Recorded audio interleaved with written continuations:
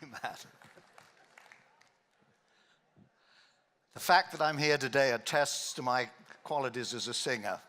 That was a very brief part of my career. It was a very enjoyable one, but it didn't pay the bills, and so I had to find other meaningful employment. I know about Bill Farish's pedigree. It's impeccable. It's the bold ruler, the Mr. Prospector of the human world.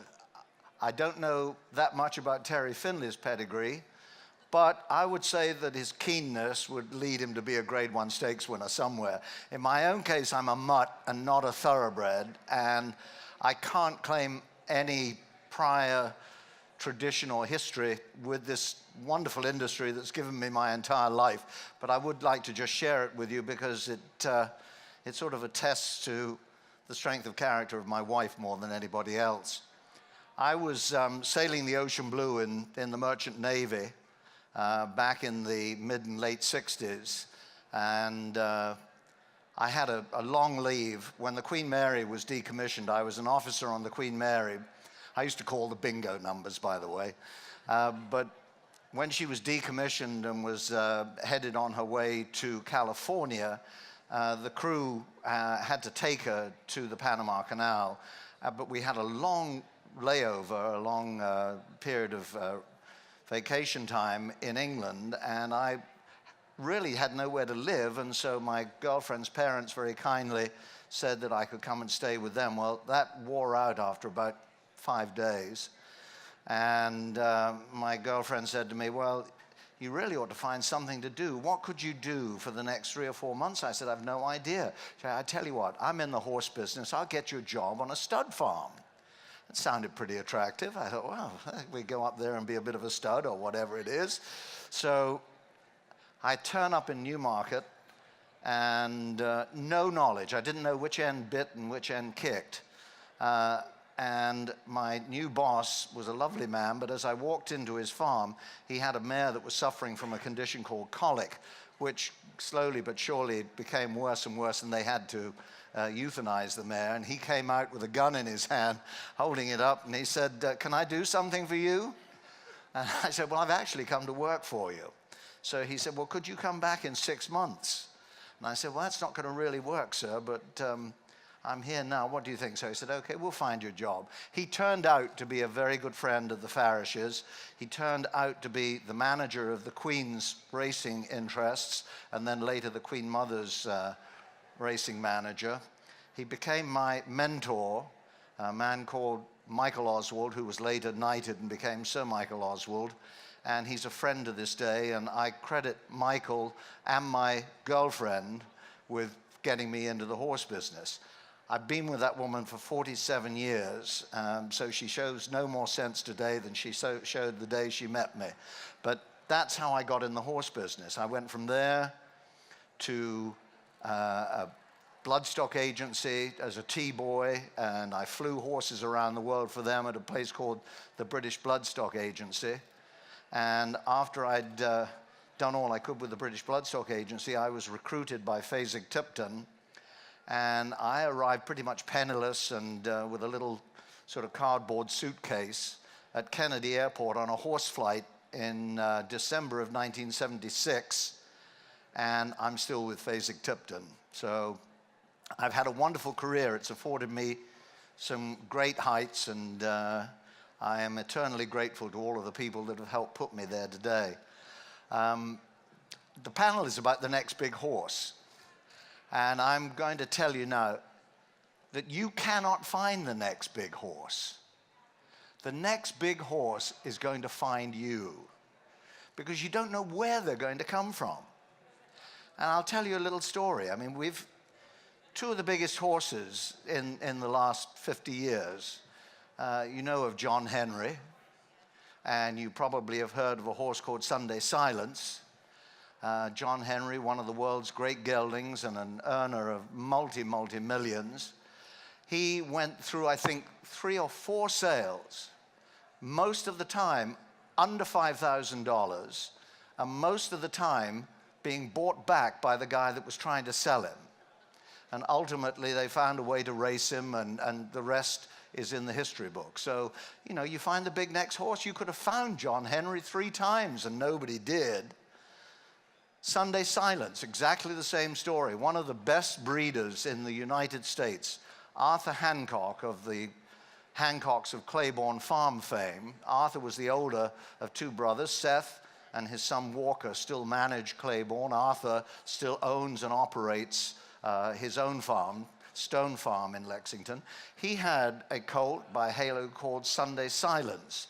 And not only was that horse unwanted, but while he was driving him back from a sale where he failed to sell him yet again, the trailer blew over in which Sunday Silence was coming back to his home, and horses were badly injured. He escaped major injury, and still nobody wanted him.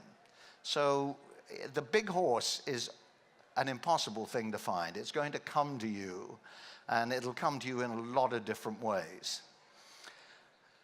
I think one of the things I wanted to find out from a lot of you is what you aspire to in your ownership, because what you aspire to obviously influences how you enter the horse business. And Terry Finley is an expert syndicator and runs one of the best racing syndicates, West Point, and has raced a lot of wonderful horses. My friends have been involved in his syndicates. They are superb managers. They are wonderful at their due diligence. They do everything to make that experience a worthwhile experience.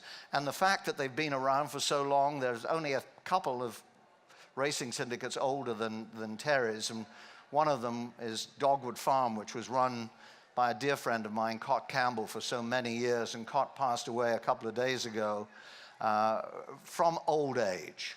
He led a wonderful life, but Dogwood Farm, I don't think Terry would mind me saying, was the inspiration for so many of the racing syndicates that are out there today. And Terry's is a model that closely follows that. Aaron Wellman has taken over Cot's operation and has his own Eclipse syndicates.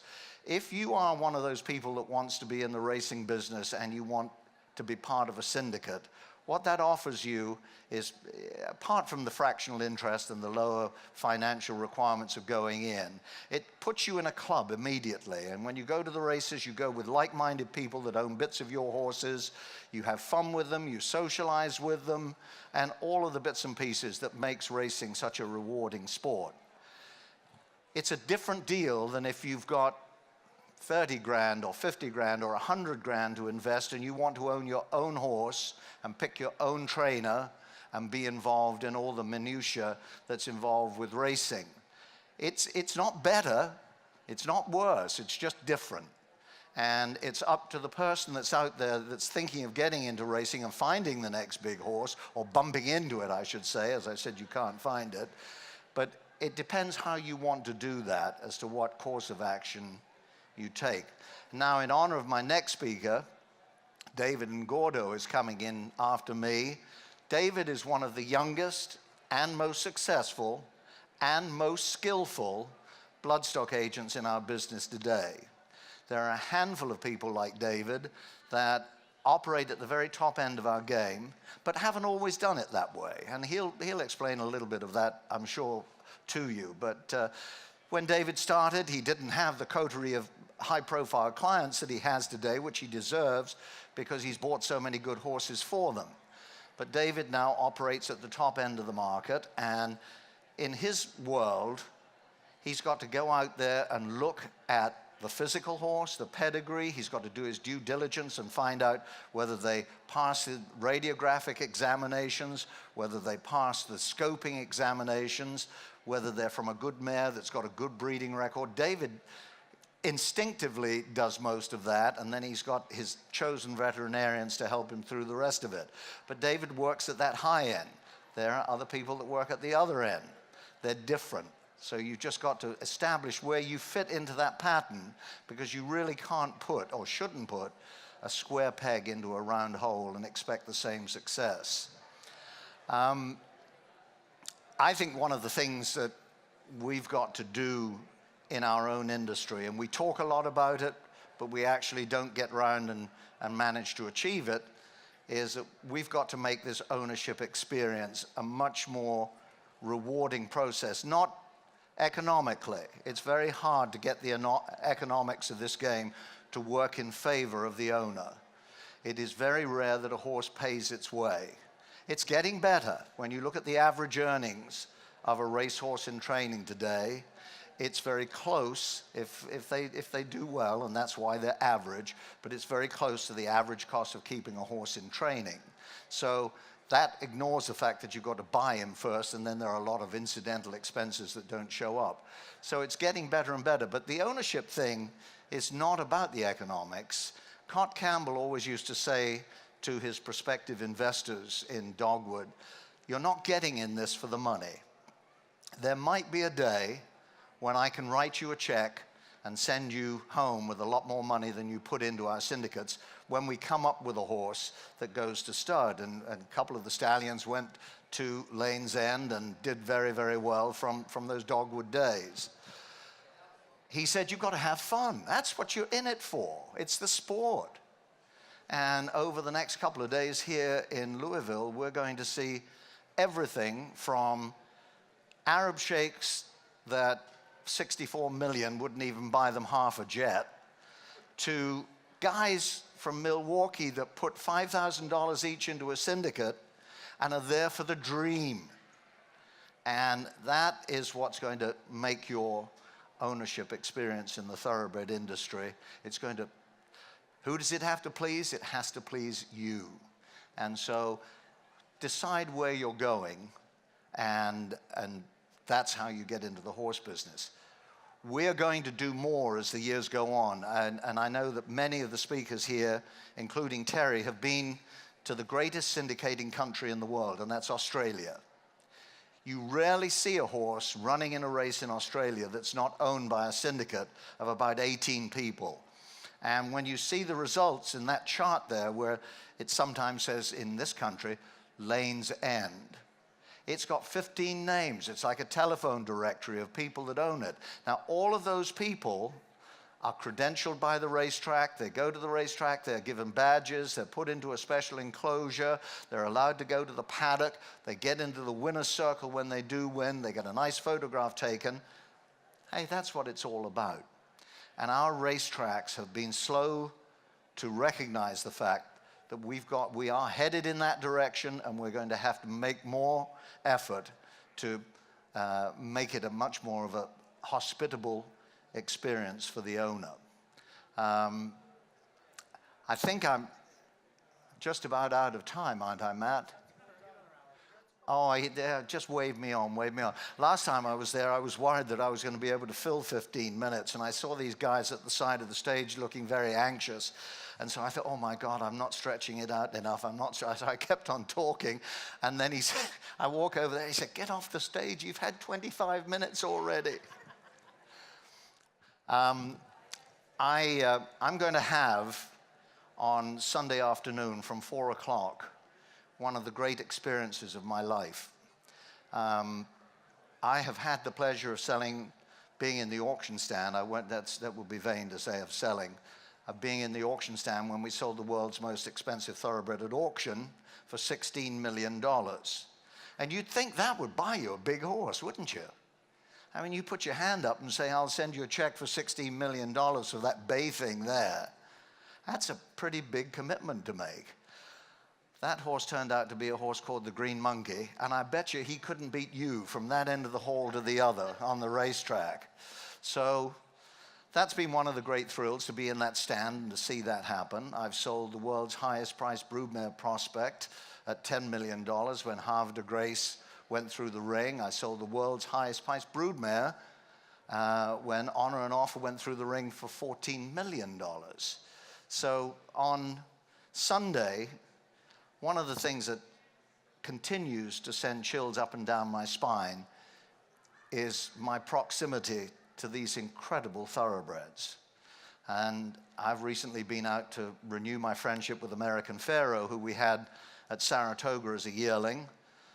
Justify was already there, and just to stand in the presence of such greatness, it's a wonderful experience. But on Sunday, we have approximately 250 horses in a selected mix sale, and amongst them are some truly outstanding thoroughbreds that will be amongst the most valuable horses of the year.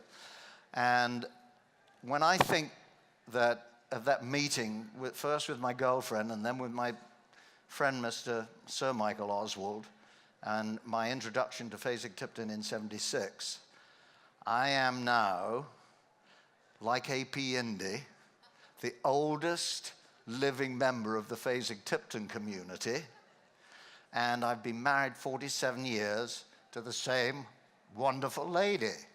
So you've got to be patient in this game. It's not going to come to you quickly, but we want you as owners. We want you to get in there, and we want that big horse to find you. You determine what's comfortable for you. Get in there, enjoy it, and we'll try to make it the best experience. We'll try to make it the ride of a lifetime. And thank you very much for your patience and your attention here. Thank you.